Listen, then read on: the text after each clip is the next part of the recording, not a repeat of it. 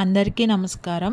ఈరోజు ఒకే శనగపిండి బ్యాటర్తో 4 రకాల క్రిస్పీ బజ్జీలు ఎలా తయారు చేసుకుందామో చూపిస్తాను రండి.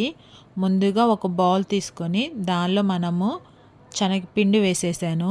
ఇప్పుడు అందులోనే కారం, ఉప్పు, జీలకర్ర పొడి వేసి ఒకసారి బాగా కలిపేద్దాము.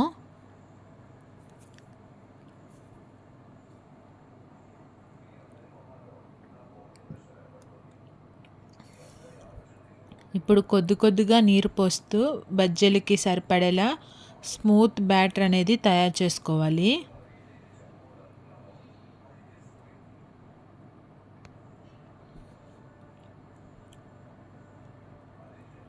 చూడండి, మన బజ్జీల బ్యాటర్ అనేది రెడీ అయిపోయింది కదా. ఇప్పుడు మనము ఏమేం బజ్జీలు వేసుకుందామో చూపిస్తాను రండి.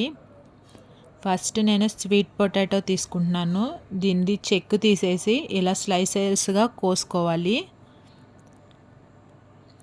తర్వాత ఆనియన్ కూడా అంతేనండి, స్లైసెస్గా కోసి పెట్టుకున్నాను. టమాటాలను కూడా అలాగే కోసుకున్నాను. తర్వాత బంగాళదుంపను కూడా అలాగే కోసి అన్నీ పక్కన పెట్టేసుకున్నానండి. చూడండి, ఇప్పుడు అందులోకి మనం స్టవ్ ఆన్ చేసి ప్యాన్ పెట్టి ఆయిల్ వేసి ఆయిల్ హీట్ అయిన తర్వాత మొదటిగా నేను స్వీట్ పొటాటో బజ్జీ వేస్తున్నానండి. ఈ స్వీట్ పొటాటో ముక్కల్ని బ్యాటర్లో ముంచి వేడి నూనెలో వేస్తున్నాను. ఇవి బంగారు రంగులోకి వచ్చే వరకు వేయించాలి. చూడండి, ఇవి మనకి గోల్డెన్ కలర్స్ వచ్చాయి కదా. ఇప్పుడు తీసుకొని పక్కన పెట్టేసేయాలి. ఇప్పుడు తర్వాత నేను ఉల్లిపాయ బజ్జీలు కూడా తయారు చేస్తున్నాను. సేమ్ అదే ప్రాసెస్ అండి. బ్యాటర్లో ముంచి నూనెలో వేసేయటమే. వీటిని కూడా గోల్డెన్ కలర్ వచ్చేదాకా వేపుకోవాలి.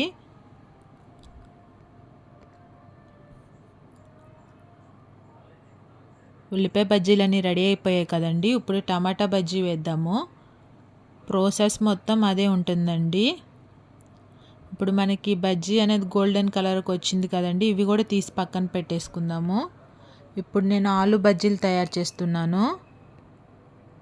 ఒకే బ్యాటర్తో 4 రకాల బజ్జీలు ఇలా చాలా ఈజీగా తయారవుతాయి. బయట క్రిస్పీగా, లోపల సాఫ్ట్గా, చాలా రుచిగా ఉంటాయి.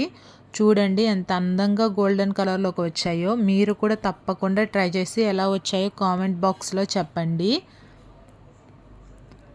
వీడియో నచ్చితే లైక్ చేయండి, షేర్ చేయండి. మా ఛానల్ని సబ్స్క్రైబ్ చేసుకోవడం మర్చిపోవద్దు. Thank you for watching.